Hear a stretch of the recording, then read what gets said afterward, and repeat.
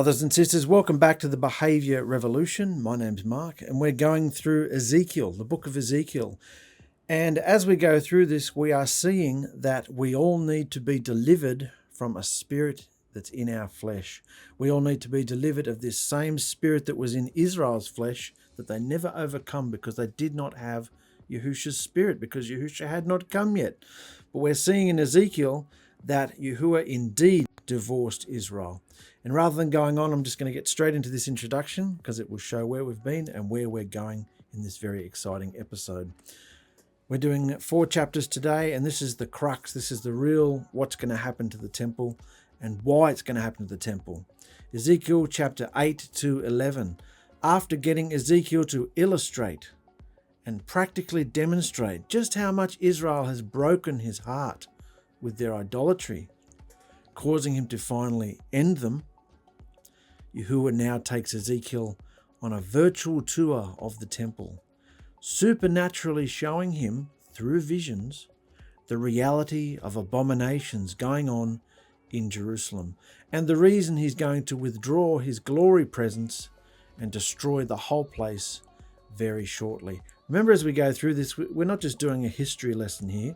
We are going into Ezekiel, which is a historic document, an old covenant book, but we've got to bring it forward to these temple bodies. Anytime you hear the temple being mentioned, it's secret code, and it's the only context we should be reading it in. Whenever you read the temple, it's talking about our bodies. So your little antenna should be going up going, oh, okay, temple, that's me. What's going on in my temple? What's happening in this temple? And compare. It's to teach us something about our bodily temples. And that's why we're reading Ezekiel, because it's all about the destruction of the temple, the destruction of Jerusalem, and the divorce of Israel. And because if you're not careful, there are people around you trying to tell you that Israel's still alive and kicking and she's still the bride. And you've got to graft into Israel and you've got to go back to the 10 Commandments. Or there's some people coming around these days saying you've got to go back earlier than that and go back into the covenant of Abraham, which is even further back than that, which is completely wacky and bizarre and insane if you ask me. So we've got to make sure we understand the context. Everything has to be transitioned spiritually into Yahusha Messiah, our only living Elohim, all right?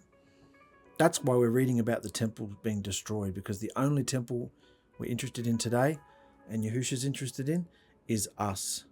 So read everything through this context. In the beginning, Ezekiel sees the glory of Yahuwah at the temple in Jerusalem. And by the end of the vision, this mighty Shekinah presence will depart. The date is around 17th of December, 592 BC. So just over a year after Ezekiel started getting visions. All right, so we're in chapter 8 now. It's been about a year since he's been getting these cosmic visions to do things. Remember, he had to lie on one side, lie on the other side, prophesy to the northern house, southern house, all these things we talked about in our last episode. Now he's going on a journey, supernaturally, in his mind, in his, he's going to have a vision. Let's get into it. It's very exciting. Chapter 8. It came to be in the 6th year, in the 6th month, on the 5th of the month, as I sat in my house with the elders of Judah sitting before me, that the hand of the Master Yahuwah fell upon me there. So Ezekiel's, this isn't the kind of Babylonian captivity like the Egyptians had. They weren't making bricks. They weren't slave labor in Babylon. Some of them might have had it tough, but they were given houses and they had a whole different lifestyle. They were quite comfortable. And that's why 70 odd years later, after the prophecy ended, to go back, and they could go back to the promised land, most of them didn't. They were comfortable. They stayed in Egypt. They stayed in Babylon. Yeah, so it's Ezekiel's got a house here. He's got his own house, and he's a bit of an elder, a bit of a leader, because he's a prophet. He's getting visions from Yahuwah. So people are talking to him. So he's sitting amongst the elders when the Master Yahuwah fell upon me there. And I looked. I looked and I saw a likeness, imagery. I saw the likeness like the appearance of fire. From his waist and downward, the appearance was like fire, and from his waist and upward, the appearance of brightness like glowing metal. We saw this in chapter 1 of Ezekiel. And we've seen other prophets, Daniel and John, speak about their visions, seeing Yahusha, seeing Elohim, Yahuwah in this way. And he stretched out the form of a hand. Here's another hand. Don't sit on the hand. He stretched out the hand, form of a hand, and took me by a lock of my hair. Picked him up by his hair. Wow. The elders sit before Ezekiel on numerous occasions, showing a combination of rejection and respect. The irony is that the esteem of Yahuwah appears to Ezekiel in Babylon, where it shouldn't be, because where should the esteem be? In Jerusalem. And it takes him on a tour of the temple, where it should be. Ezekiel is having this vision of Jerusalem in the days when Jeremiah served as a prophet, in the period between the second invasion of the Babylonians and their final conquest of Jerusalem. If you're a bit rusty on that, go to our introductory video where we talked about all the different deportations. But Ezekiel's having these visions right when Jeremiah. And remember, we talked about one of the things Jeremiah said last episode about Yahuwah handing Israel a certificate of divorce. So these prophecies are happening at the same time. Ezekiel did not physically leave Babylon, but was carried to Jerusalem in supernatural visions and taken through the 4 main areas of the temple, getting closer and closer to the most set-apart place each time, to see the detestable reality happening in this building that Ezekiel was preparing to spend his whole life serving in as a priest. Most commoners would just be happy to look at the temple from afar and just be in awe and just be like, this is our beacon, this is our status. We're Israelites in the promised land. This is Jerusalem. This is the temple. Wow. This is where we look to and pray to. But if you're a priest, you're a bit more interested in the fine details of the temple, the workings of the temple, what goes on in each room, and it's a bit different. So being a priest in training, Yahuwah takes Ezekiel on a more detailed tour, knowing that Ezekiel understands what should be going on in each room and each section of the temple, and what's actually going on. So it takes him on a vision, takes him on a virtual tour.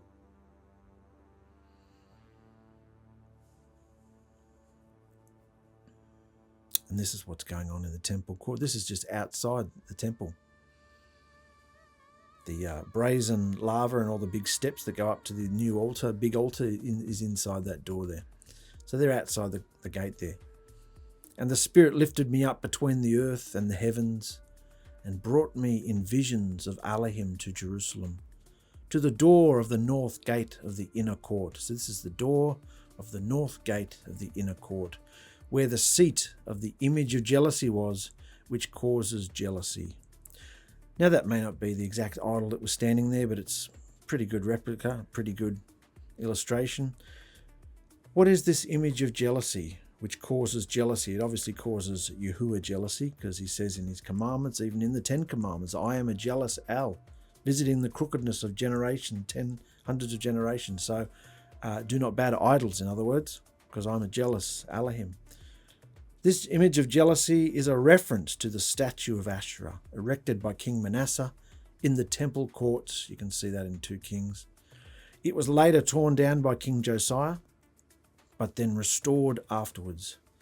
This is the worship of the Queen of Heaven that Jeremiah speaks of. So Jeremiah's obviously seen this too.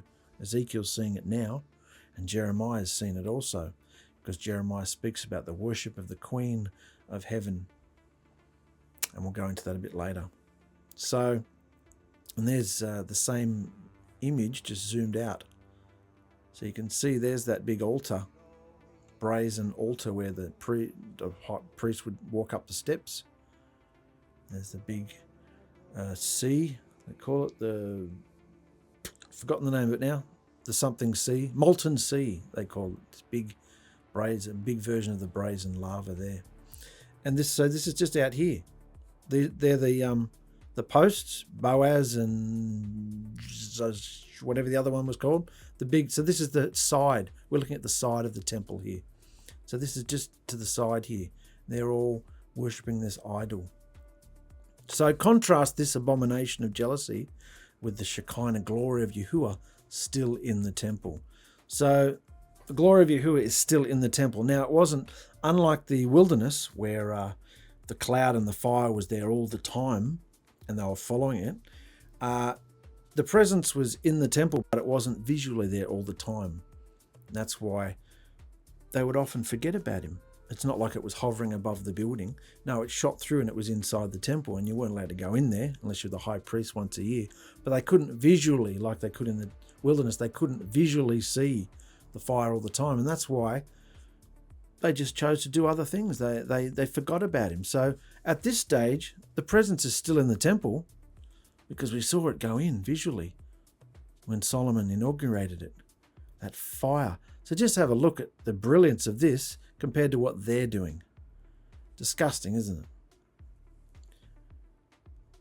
And we know that Elohim's still there because it says, see, the glory of the Elohim of Israel was there, like the vision that I saw in the plain.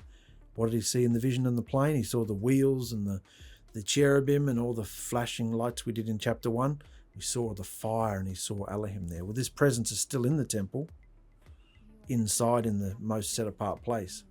And he said to me, Son of man, lift your eyes toward the north. And I lifted my eyes toward northward and north of the altar gate and saw this image of jealousy in the entrance. That's right there in the entrance. Saw the image of jealousy in the entrance. And he said to me, Son of man, do you see what they are doing?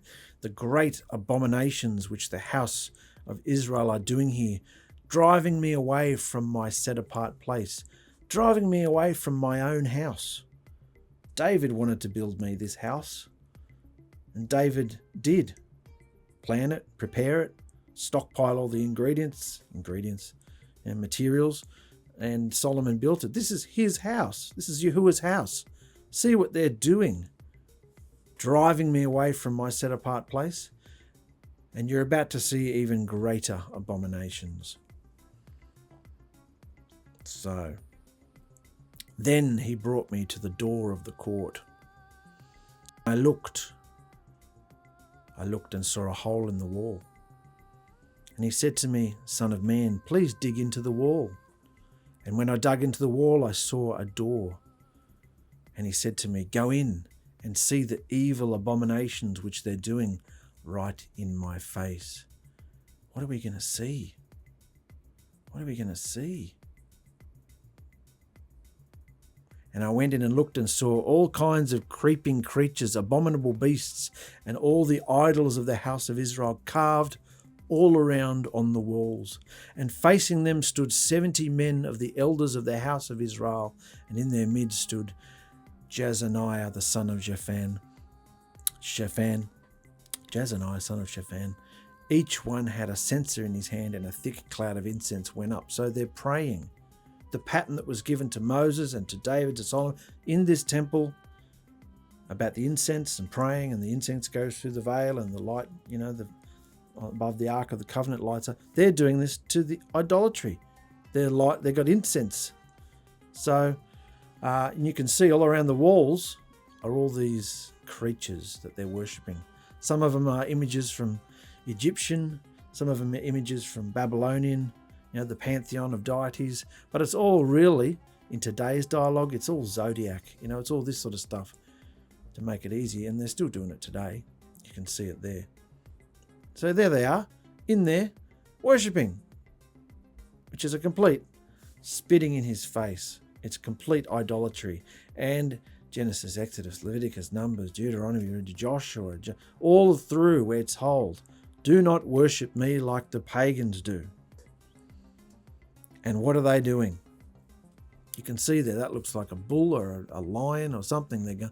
But they were worshipping all these creatures, and we know that. So, and he said to me, Son of man, have you seen what the elders of the house of Israel are doing in the dark?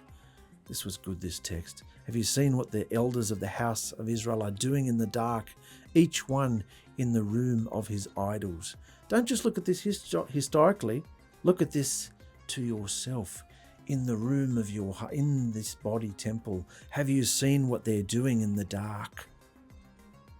closed in their room where no one's watching, they think. Have you seen what the elders of the house of Israel are doing in the dark, each one in the room of his idols, in the chambers of his imagery? Where's the chambers of your imagery?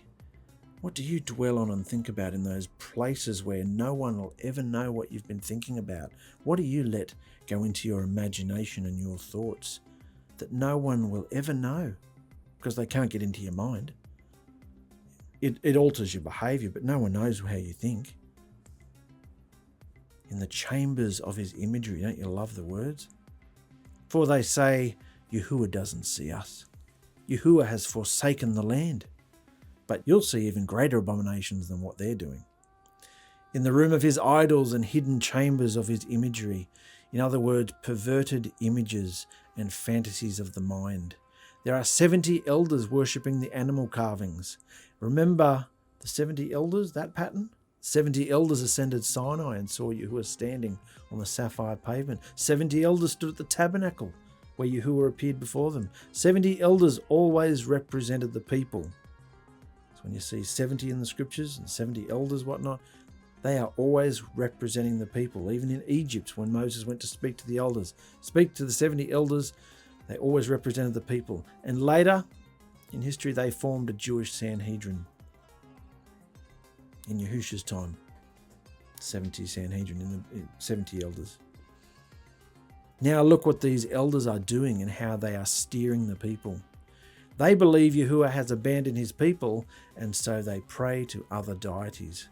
He's abandoned us. He sent all the 10 tribes north, packing to Assyria, and he's sent 2 waves now of deportations out.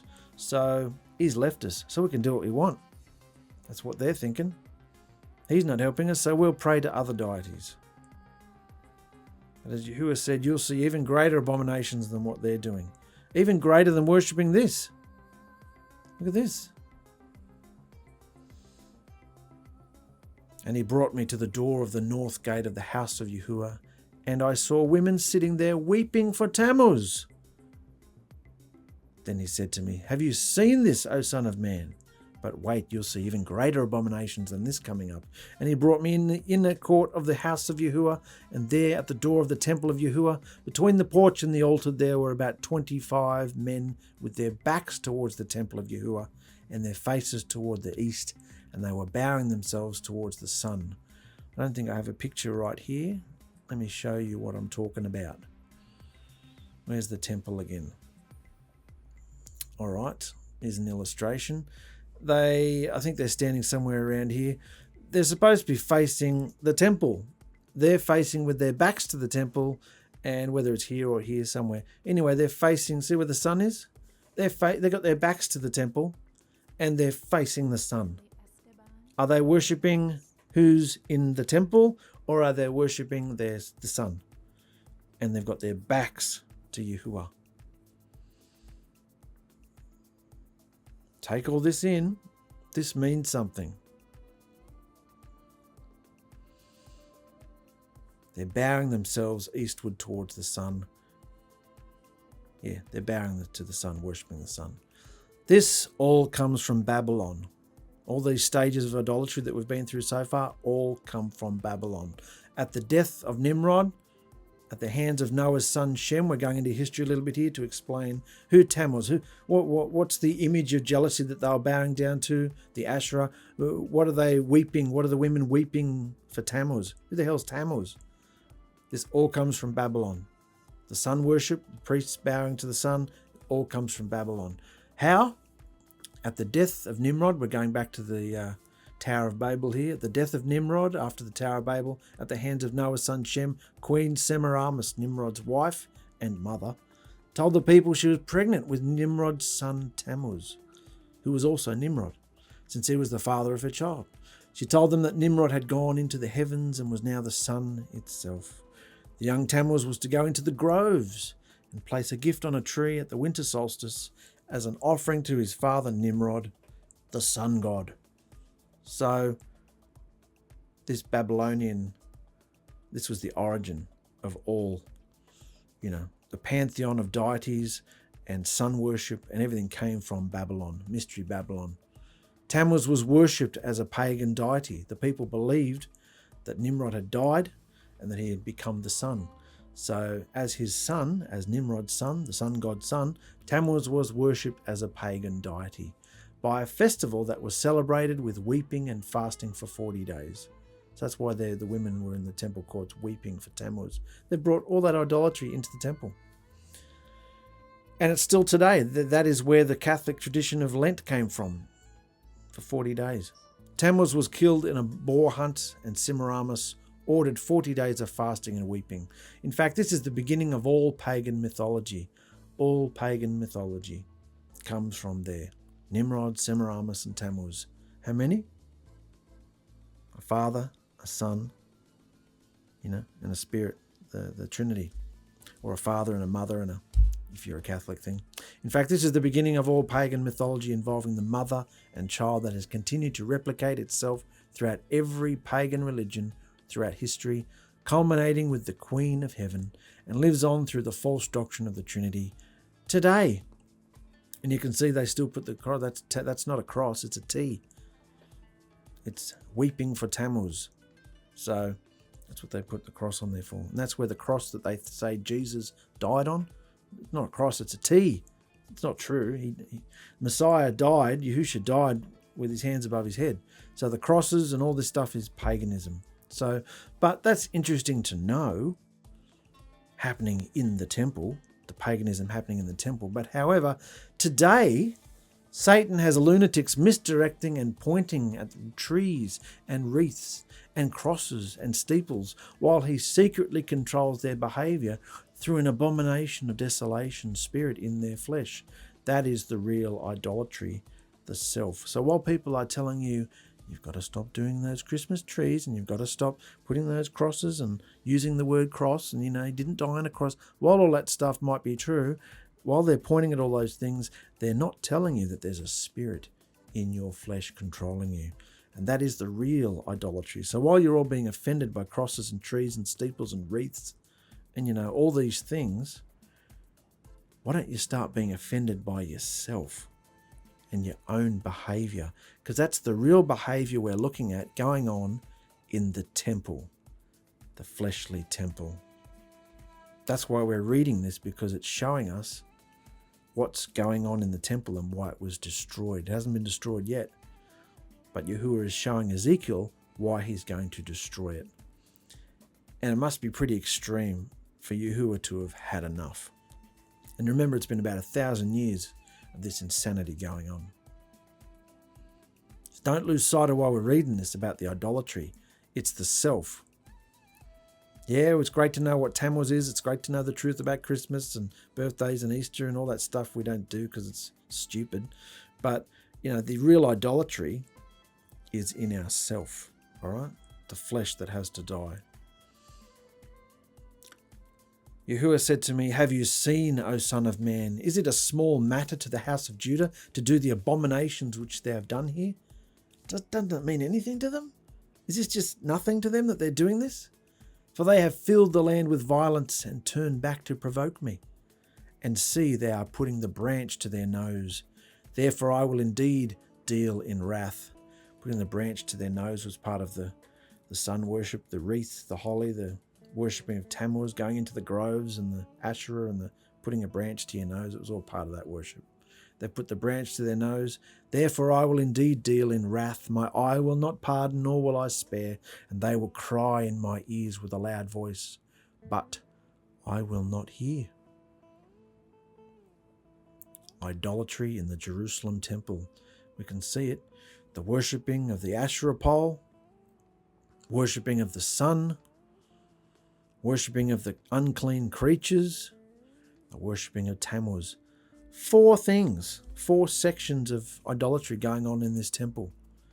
This was the most grandest temple. Here's a good one. There you go. So all this is going on outside and around here, And then in the inner chambers with all the, they've put the little, all around the walls, all the idolatry around the walls. It's like going and spray painting it and graffitiing it. And this was the grandest temple. I think I looked the other day and saw, I think it was about 40 or 400, I forget, billion if it was in today's currency. The most expensive building you could have. It was all gold on the inside, all pure gold. And then all these other linings and cedar woods and oaks and silver and all this. 40 billion it would cost to build all this temple. And Solomon did it. And now look, and Yahuwah loved it, and it was worthy of his presence. But alas, now, look what's going on. $40 billion, and where would he choose to live now? See how valuable our bodies are? There you go. It's all gold on the inside. Look at, see the people? That gives you a bit of an idea of the scale. So yeah, unlike the tabernacle, there are all these little secret chambers everywhere. Dressing rooms and, all these, for them, the priests to sleep in and other places. So in this vision, Ezekiel saw 4 abominations at the temple. 1, the outrageous idol of jealousy associated with the king. 2, the zodiac images and censers associated with the city leaders, the elders. The one outside was associated with the king. The king always dictates the way the nation goes. If it's a righteous king, he encourages righteousness in the nation. If it's an idolatrous king, which it was at this stage, it's encouraging idolatry. So we've got the king, then we go down to the elders, who are worshipping images all over the walls. Then we come to the women, the weeping of Tammuz, associated with the women, and then the worship of the sun god associated with the priests. So you can see all 4 areas are being completely, it's detestable. Eden, let's go back to the Garden of Eden for a moment. Eden was where heaven and earth connected, protected by cherubim. And now the covenant ark in Solomon's temple represented this connection once again, right down even to the cherubim. Unlike the tabernacle, which only had the ark in it, this little cube here had massive cherubim that touched, the wings touched, and the wings touched the sides of the chamber as well. See how little the ark is? That big thing they carried on their shoulders? That's down there. These big ass cherubim either side. So, and see the cherubim all around the walls and the palm trees. All this whole temple was representing the Garden of Eden. The last place, apart from the tabernacle and a couple of altars, where the presence of Yahuwah was. So that's what it represented. But no matter how grandiose or lavish the structure, the aesthetics or the facade is, it can become an anti-Eden. Just like this temple has become. An upside-down nightmare world. Full of war. It is to you. It might not be to us, but it is to Yahuwah. It's a nightmare to him. Look at him. Look what's going on in this place. This is my house. And look what they're doing. It's become an anti. It's the opposite of Eden. There's demons in there. Abominations, spirits in people's flesh reigning. This is an anti-Eden, just like in this temple. An upside-down, nightmarish world full of walking dead priests doing all sorts of abominable behavior right in Elohim's face. Even on the altars. And the altars were a place of surrender. A place where you would sacrifice and get forgiveness. Where's the altar today? The hearts. What's been taken over in 8 billion or so people today? The abomination of desolation sits on men and women's hearts today. It's not in a building somewhere. Yahusha doesn't care about buildings. It's about the temples of our heart. These bodies, these living dwellings, the hearts. On the altars, the place where we're supposed to surrender, sacrifice, seek forgiveness. See the disgusting adultery, hatred now being shown to Yahuwah? Is it any different today? In these temples? Isn't it sad? If Yahusha says our bodies are now the temple, are we shining with his Shekinah glory or causing him to withdraw from his own house because of another spirit of abomination that we won't overcome? No matter what our fleshly body looks like on the outside, how grand was this temple? No matter how grand our fleshly body looks on the outside, this behavior within the set-apart temple illustrates for us just how we whore out our bodies which are designed to house Yahusha's presence. We whore out our bodies. We just give it anything. Get a thought and we go and do it. Yeah, great. Sounds fun. Lift it up. We get drawn and seduced into, yeah, why not? We just whore our body out, committing our time, adoration, passions, allegiance to cultural creations of our own making, economic or institutional, even distortions of Elohim's creation. For all of these pagan deities represent sex fertility. So when we're looking at these idols and the Asher and the Tammuz and all this, instead of pointing at it going, oh, we can't have trees, or we can't have Easter eggs, why don't you look at what they represent regarding your flesh? It represents the sexuality, fertility, what surrounds us today, sexuality, all that today. Sex, sex, sex, sex, money, sex, wealth, abundance, security, power, war all around us. All these deities represented some form of this. The crops, the fertility, sexuality, orgies, wine, love, all these deities represented all those things. Wealth, abundance, security, power, war. That's why they pray to all these things. Behaviors that are very much dominant still today. That's what you should be looking at. How is this affecting my body? Not that piece of gold or stone or silver sitting over there. Or don't have a statue in your house. Don't have a tree inside your house. Or don't bow down and worship it. What are you worshiping in your body? What spirit is controlling your flesh? See? Because if you're overcoming the spirit in your flesh, it's got nothing to do with Christmas or Easter or birthdays or Valentine's. It's got nothing to do with any of that, because you don't do that anyway, because you want to go further than that. You wouldn't be focusing on any of that stuff because it's fleshly. You're trying to put off all the flesh and keep going further. Leave all that stuff back there and go on. What spirit is controlling your flesh in your temple? See what Ezekiel's seeing in this temple? That's happening in all the temples today. Sadly, especially in even the temples that know Yahusha's name. Once you know Yahusha's name and you come into his reign, you are the bride. But half the brides are going to be stupid and foolish. So there's the temple again. So we saw a judgment going on already. Let's look in chapter 9 at the judgment of the people. And why? We've just seen why now. And this is the high-ranking people going on in Jerusalem, in the temple, doing this. And Yahuwah called out in my hearing with a loud voice, saying, let the punishers of the city draw near, each with his weapon of destruction in his hand. And look, 6 men came from the direction of the upper gate, which faces north, each with his battle axe in his hand. And 1 man in their midst, which makes 7th, was clothed with linen and had a writer's inkhorn at his side.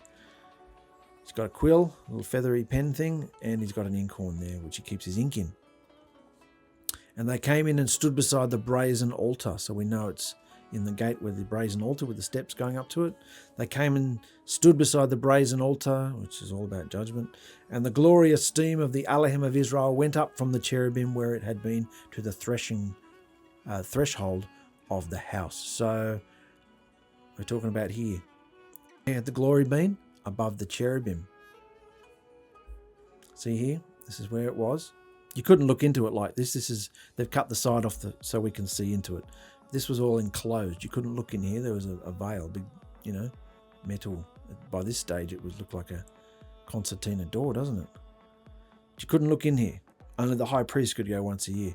So the hovering presence that was here is now starting to leave the temple. That's what's happening here. In words, the glorious steam of the Elohim of Israel went up from the cherubim, from the mercy seat, where it had been, to the threshold of the house. As final judgment and bloodshed defilement approaches Jerusalem, Yahuwah is withdrawing his presence, shifting position away from the most set-apart place, above the Ark of the Covenant, with its cherubim to mercy seat, never to return. Very important that never to return. This light, this Shekinah glory, presence, never returns to any building, never returns to Israel again. Okay? And never will. Amazing, isn't it? And he called to the man clothed with linen who had the writer's inkhorn at his side. And Yahuwah said to him, pass on into the midst of the city, into the midst of Jerusalem, and you will put a mark on the foreheads of the men who sigh and cry over all the abominations that are done within it. So put a mark on those who are upset about these abominations. And to the others he said in my hearing, pass on into the city after him and smite. Do not let your eye pardon nor spare. Have no mercy, in other words. Slay to destruction old men, young men, maidens, children, women, but do not come near anyone upon whom is the mark and begins at my set apart place. So anyone with this mark, this is the same instructions Joshua was given when ordered to destroy the Canaanites when they first went into the land. The tragic irony is that Israel has become thoroughly Canaanized. They were supposed to be a shining light to the nations, and the nations have completely influenced them. They have become Canaanized.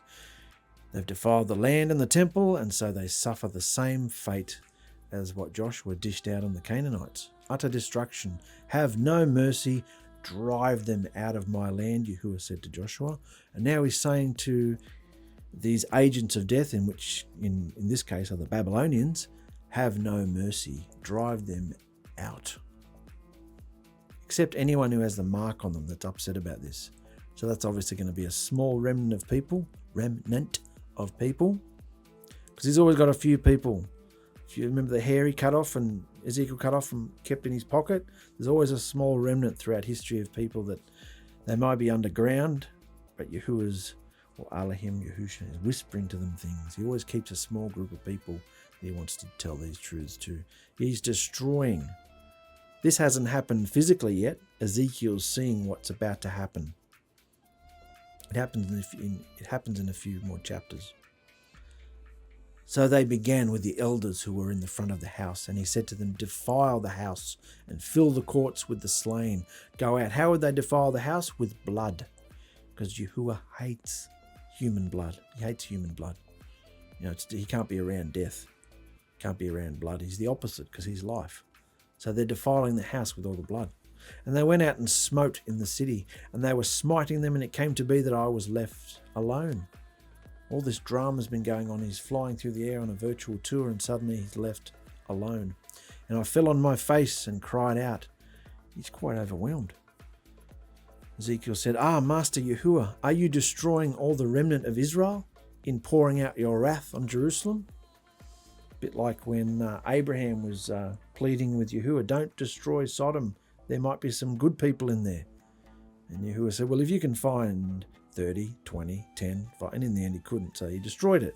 So Ezekiel here is quite overwhelmed, going, are you going to destroy everybody? What about the good people? What about the remnant?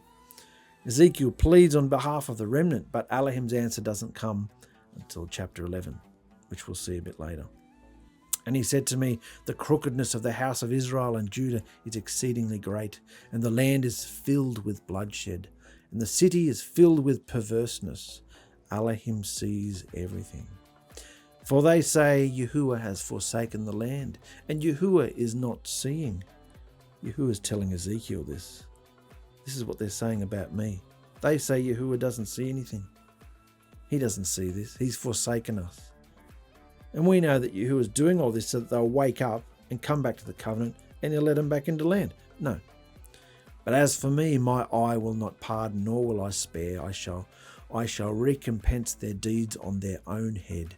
And see, the man clothed with linen who had the inkhorn at his side reported back and said, I have done as you commanded me. This is all happening. And at the same time as captivity and judgment and destruction is coming, at the same time as that's happening, Yahuwah is withdrawing.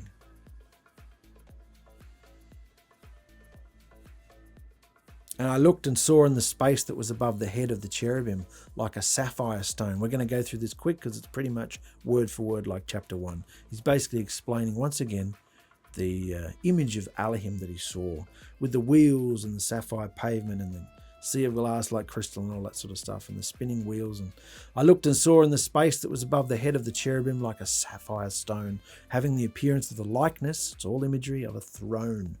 And he spoke to the man clothed with linen and said, "Go in among the wheels under the cherub and fill your hands with coals of fire from among the cherubim and scatter over the city."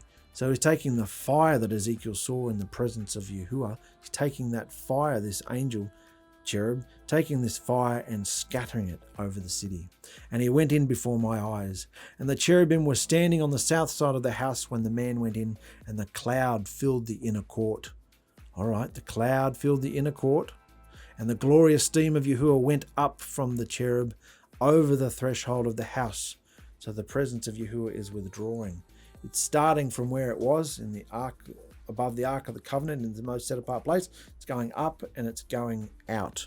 Just like Ezekiel was flying in, seeing from this direction all the abominations happening, Yahuwah is flying out towards the front of the temple, towards the threshold of the house. And the house was filled with the cloud, and the court was filled with the brightness of the esteem of Yahuwah. Because remember, this didn't happen all the time. The people didn't see this presence all the time. Unlike the tabernacle in the wilderness, which had it there all the time for them, they didn't see it hovering above the temple all the time. And so this was a big deal for them to see. They had to extend their belief and know that he was in there, and the priests were to tell them that he was in there and bring in sacrifices. They weren't doing that. So this cloud filled the house, the brightness of the esteem of Yahuwah. And the sound of the wings of the cherubim was heard in the outer court like the voice of 𝗪𝗪𝗓 when he speaks. And it came to be when he commanded the man clothed in linen, saying, "Take fire from among the wheels, from among the cherubim," that he went in and stood beside the wheel. And the cherub stretched out his hand from among the cherubim to the fire that was among the cherubim, and took some and put it into the hands of the man clothed with linen, and took it and went out. The fire at the center of the chariot provides the final burning of Jerusalem. This is the divine fire of judgment being poured out. The Babylonians are hitting him, but Yahuwah is allowing it.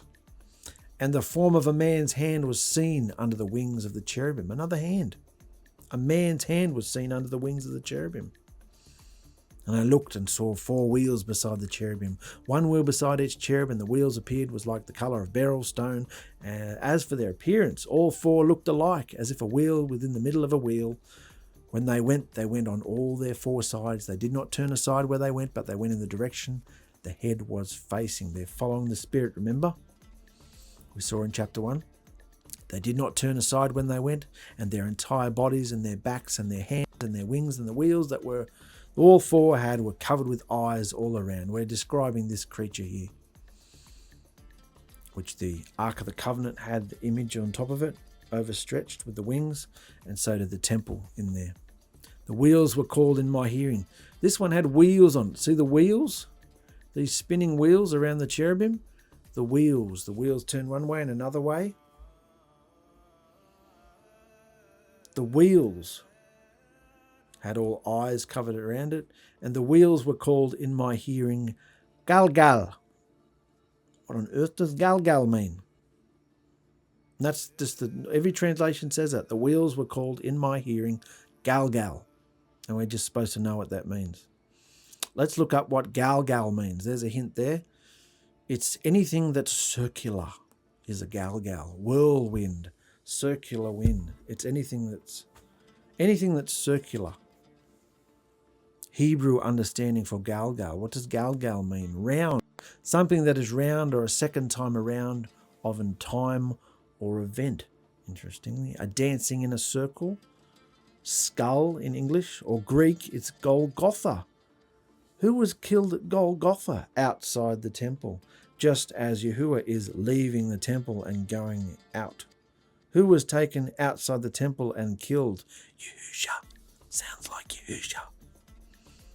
It also means a mound or pile of something such as rocks or a spring out of the ground. A wheel. This is what we're talking about. The wheels were called 𝗪𝗪𝗪. Wheels, the wheel of a cart or a whirlwind. Wheel, heaven, rolling thing, whirlwind. This This would probably be one of the most accurate things going on, because this is what Ezekiel's seeing, a whirlwind and fire and lightning and, brass and, a skull. That's where the Golgotha bit comes in, place of the skull. The roundness of the head or skull, circular. Also a census by the counting of heads. Something round, a round thing, something round such as stones or dung. Yahusha was treated like dung outside the temple, wasn't he, at Golgotha? Grape, the harvested round grapes. He was pressed like grapes in the wine press, the great wine press, they call that too. Great place of pressure. That's Gethsemane, place of, Redeemed, the buying back, a bringing back around of something or something, which is what Yahusha did. Sounds like Yahusha. Understanding for 𝗪𝗪𝗪𝗪. So good to know what that means, because right in the middle of this, we're just told the wheels were called 𝗪𝗪𝗪. Let's go on.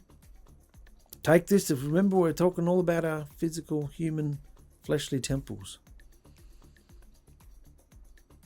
And each one had 4 faces. The first face was the face of a cherub, second the face of a man, third the face of a lion, fourth the face of an eagle. And the cherub were lifted up, and it was just like the creature I saw by the river Chebar back in chapter 1. And when the cherub went, the wheels went beside them. And when the cherub lifted up their wings to rise up from the earth, the same wheels also did not turn from beside them.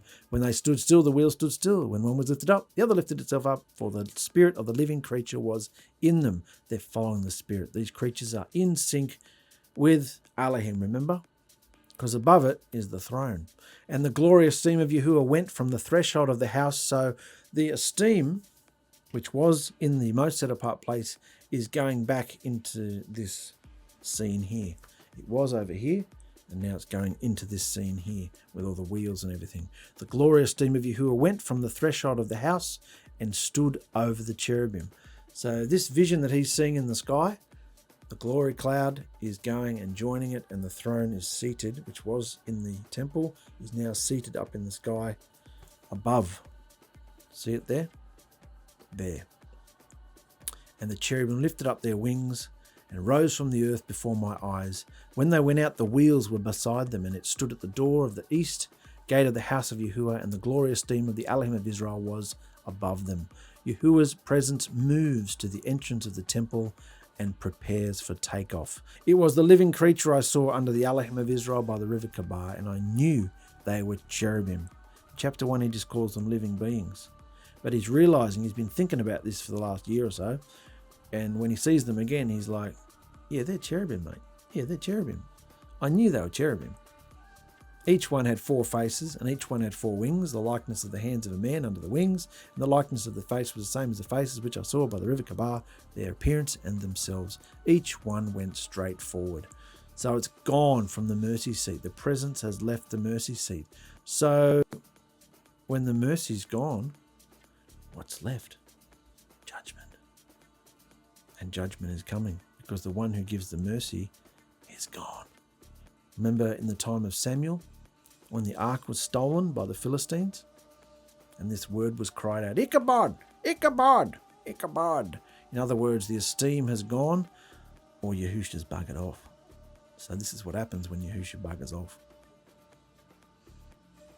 Ezekiel 11, judgment of the city. Don't forget, we don't want to be in this state. You don't want to be walking around a temple and Yahusha's not there. And we're going to look at that. Let's look at our last chapter. The Spirit lifted me up and brought me to the east gate of the house of Yahuwah. Remember, Yahuwah hasn't left the temple yet. He's still hovering, ready for takeoff. That's where we're up to. Hovering at the front there. He's worked his way to the front and he's waiting for takeoff. And the Spirit lifted me up and brought me to the east gate of the house of Yahuwah, which faces east. And see, at the door of the gate were 25 men, among whom I saw Jaazaniah, the son of Azur, and Pelatiah, the son of Benaiah, heads of the people. And he said to me, Son of man, these are the men who plot wickedness and give evil counsel in this city, who are saying, the end is not near. Let us build houses. After everything that's gone on, second wave of deportations happened. We're not going to be judged. We're fine, mate. Let's start building houses again. This city is the cooking pot, and we are the meat. Therefore prophesy against them. Prophesy, O Son of Man. Go on, speak against them. And the Spirit of Yahuwah fell upon me and said to me, Speak this. Yahuwah knows everything that you have said, O house of Israel, for I know what you think and what comes up in your spirit. No matter what's going on, he knows what you think and what comes up in your spirit. You have increased your slain in this city and filled its streets with blood. Therefore the Master Yahuwah says, Your slain whom you have laid in its midst, they are the meat. They are the meat, and this city is the cooking pot. But I shall bring you out of the midst of it. You have feared the sword, and I bring a sword upon you, declares the Master Yahuwah. And I shall bring you out of its midst and give you into the hand of strangers and execute judgments on you. By the sword you fall. At the borders of Israel I judge you, and you shall know that I am Yahuwah. This city is not your cooking pot, nor are you the meat in its midst. At the border of Israel I judge you, and you shall know that I am Yahuwah. For you haven't walked in my laws, nor executed my right rulings, but have done according to the rulings of the nations all around you. What's all this talk about meat and pots? Jerusalem is the pot. Why? It's imagery. Remember, he's seeing visions. It's imagery. Jerusalem is the pot. It's an image of protection behind the iron walls. The line when they say, we are the meat, Jerusalem's current inhabitants are the choice meat.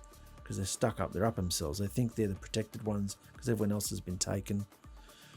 They're the choice meat. It's about the status of the inhabitants of Jerusalem. Choice meat was cooked in pots, while lesser cuts of meat were cooked on open coals. So they're the hoity-toity meat in the pot.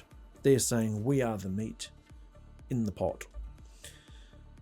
The implication is that the bad cuts have been removed from the pot already, the exiled leaders leaving only the choicest cuts. So see their arrogance? And Yahuwah is saying, your judgment and your abomination is the meat. You are the meat. This is the pot. This is what's going on. And you're going to be kicked out of all of it. You're getting out of this pot. I'm boiling you all up and kicking you out, spewing you all out. And this is what's going to happen very shortly. Remember, this is before the fact. Ezekiel's seeing visions, but it's going to become a reality by about chapter 24, all right, which is midway through. The whole point of this book of Ezekiel is this event, the divorce and destruction of Israel.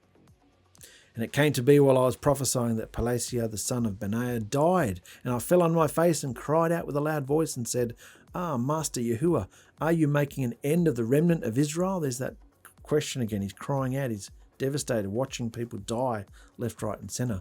Are you going to kill off everybody, Master? What's going on? Are you going to save anybody here? What about the good people? Will there be any survivors to receive the covenant promises? Because that's what the obedient ones were looking for. That's why they obeyed the covenant, the obedient ones, which there weren't many of them, because of the promises given to Abraham, Moses, all the things that's fulfilled in Yahusha. They were looking for the promises. Are you going to save anybody? And Yahuwah replies, the word of Yahuwah came to me saying, Son of man, your brothers, your relatives, your kinsmen, and all the house of Israel, all of it, are those about whom the inhabitants of Jerusalem said, keep far from Yahuwah. Look what they're saying about him. Keep far from Yahuwah, for this land has been given to us as a possession. Therefore, say the Master Yahuwah says, although I have sent far off among the nations, and although I have scattered them among the lands, yet I was for them a set-apart place for a little while, in the lands to which they came. Therefore say, the Master Yahuwah says, I shall gather you from the peoples, and I shall assemble you from the lands where you have been scattered, and I shall give you the land of Israel. So he's telling them they can come back. He's telling them they can come back into covenant. And they shall go there, and they shall take away all of its disgusting things, take away all of its abominations from there. And how is this going to happen? I will give them one heart, put a new spirit within you. I will take away the stony heart out of their flesh and give them a heart of flesh, so that they walk in my laws and guard my right rulings and will do them. And they will be my people, and I will be their Elohim. But to those whose hearts walk after the heart of their disgusting things and their abominations, I shall recompense their deeds on their own heads, declares the Master Yahuwah. So people read these scriptures and go, oh, he's going to bring them back. He's going to bring them back. How is he going to bring the people back into his covenant? To start with, it's all about the heart. It's not about stony tablets. It's not about old covenants, not about old historic documents. It's about a new covenant, which is the altar of our hearts, because the temple is a living temple with an altar, a heart altar, and a new heart and a new spirit, which he gives us when we receive his spirit. We call it a baptism of spirit. He gives us a down payment, a portion of his spirit. So why is that important? Because he's not bringing us back into an old covenant or an old covenant promised land. He's not bringing us back into a Hebrew covenant, into a Hebrew promised land promised to Abraham. None of the promises to Abraham are relevant. They were fulfilled in Yahusha. Promises given to Moses, fulfilled in Yahusha. Promises given to David, fulfilled in Yahusha. The promised land is the hearts. Of course, there's a promised land coming from the clouds, a new heaven, a new earth. But at this stage, the promised land, the divine set-apart real estate that Elohim Yahusha is only interested in, is us. And you can see the timeline from the tabernacle to the temple. And now the promised land is our hearts. All right? New heart, new spirit. That's how he's going to bring them back. All the covenant promises are going to be fulfilled that he's giving Ezekiel all these breadcrumbs. They're going to be fulfilled in Yahusha, of course. Notice there are no calls to repent in all this. Ezekiel's not telling people to repent, not at this stage. For the future judgment is certain, but so is the promise of hope for a small remnant. A small remnant will make it back, will make it through. But how? They've got to be transformed, transitioned, because all of this that we're talking about is natural, earthly, national, carnal. This small remnant is going to be transformed into the spiritual reign. They're going to see it. Israel has broken the everlasting covenant. Therefore, it is null and void. Elohim has not abandoned his promises, but he has divorced and left them. So any future hope will depend entirely on Yahuwah's initiative to leave his throne, transform himself into a man, and usher in a new covenant order, a fulfillment of every old covenant sign, promise, Torah, giving his people a new heart and spirit in order to make them spiritual heirs of his promises. No more do we look to the forefathers of the old covenant order and their fleshly signs and shadows. For we look to Yahusha Elohim, who baptizes us in spirit and fire, in order to prepare and clothe us in every way, ready for his return. So you can see now, and we're going to see in this last short paragraph, that he's going to take off. He's hovering around here and he's going to take off to the Mount of Olives. The glory has gone. Ichabod. He's buggered off, mate. And the cherubim lifted up their wings, the wheels beside them, and the esteem of the Elohim of Israel was high above them. And the esteem of Yahuwah went up from the midst of the city and stood upon the mountain which is on the east side of the city, the Mount of Olives. And the Spirit lifted me up and brought me in a vision by the Spirit of Elohim into Chaldea, which is Babylon, to those in exile. And the vision that I had seen went up with me, and I spoke to those in exile all the words which Yahuwah had shown me there. So he's gone. Yahuwah has gone. Yahuwah has left the building. He started here, he moved to the threshold, moved to out here, and then he moved further out here to out into the city, and then he's gone. Never to return. The point here is Ezekiel's vision proves the end of the old covenant worship order. In case you weren't privy to that while we're going through it, in case it didn't click with you, everything we just read in these 4 chapters is proof. The end of the old covenant worship order. Because the only point of this whole worship order, starting with Abraham and the altars and Isaac and Jacob and the 12 tribes, altars, and then they came to the mountain, Sinai, the tabernacle, all this was to achieve the presence of Yahuwah among them. Then it got grander and bigger in the Temple of Solomon. And what have we just seen? Ichabod, presence is gone. So what is the point of the temple, the city, the priesthood, the sacrifices, the blood, the animals? What is the point of any of it if the presence is gone? The only point of it. The promised land was for the city, and the city for a temple. The temple was to house the glory presence of Yahuwah. All priests and sacrifices were to maintain the glory. The candlestick, the bread, all this was to be done exactly to the pattern that I gave Moses, exactly to the pattern I gave David, exactly to the pattern. All the priests and sacrifices to maintain the glory. The covenant is broken. Abomination now reigns. They're not keeping the covenant. It was an everlasting covenant, but they broke it. So the glory's gone. The glory has gone.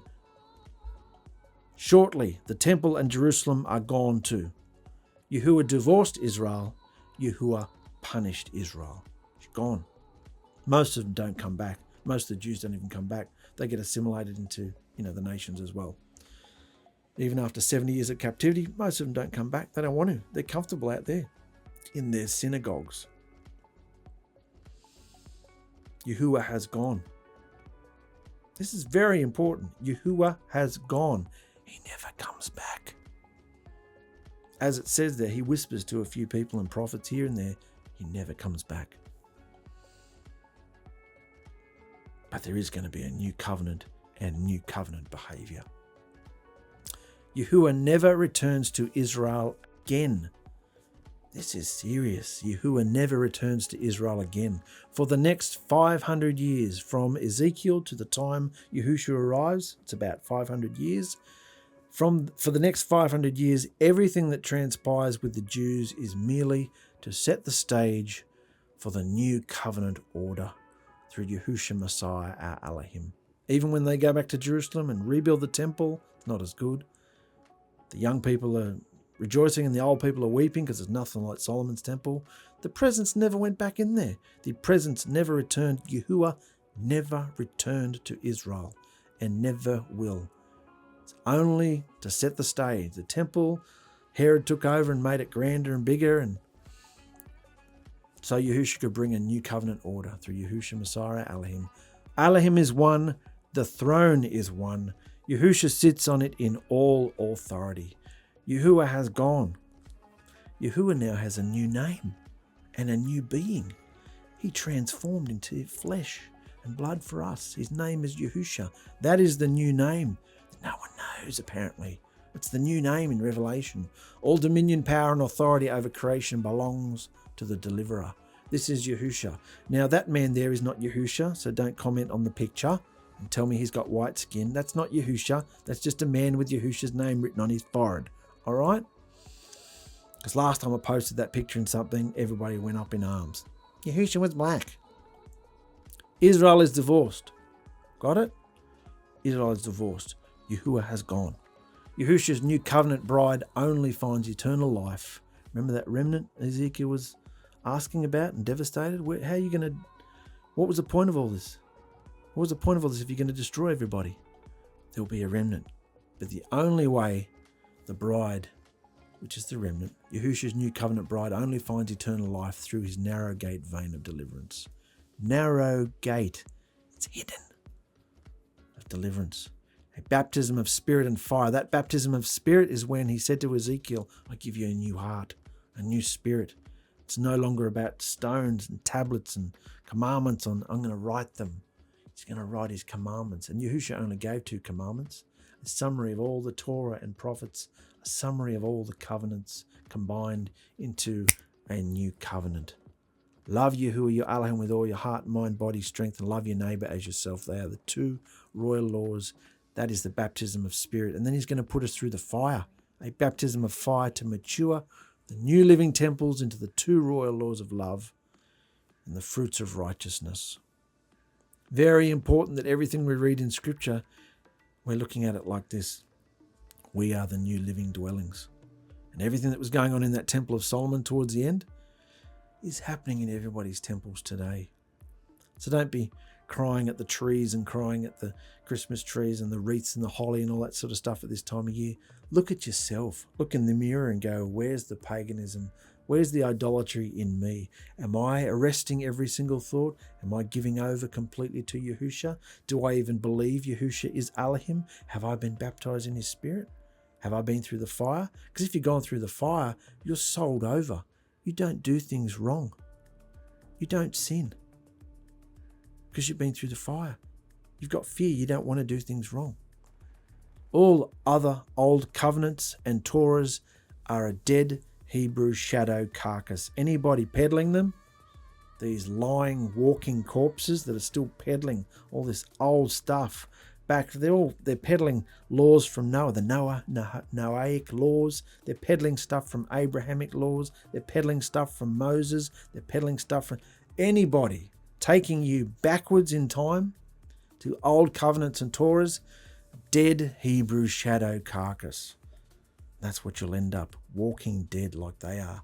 They got no love and they got no joy. They're full of accusation, condescension, and wickedness. Wicked, brood of vipers, full of dead men's bones, whitewashed tombs. Lying, walking corpses, because Yahusha is Elohim. Yahuwah has gone, and we saw it. We saw him leave the building in such a grandiose, spectacular way. He can't have anything to do with what was going on in that temple. And just in case there was any confusion, he took Ezekiel on a very detailed tour, and he took us with him because Ezekiel wrote it all down. That's what's happening in every temple today.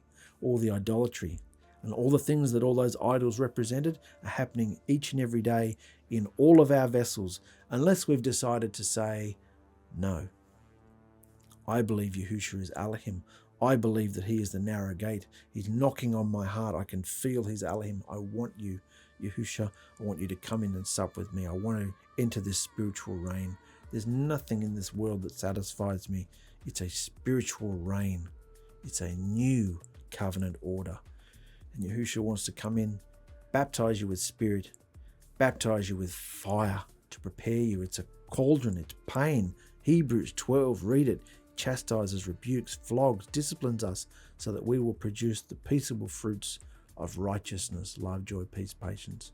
That is the only behavior acceptable, the only worship pattern acceptable in this new covenant order of these new covenant temples. See you later, brothers and sisters. We'll be back soon.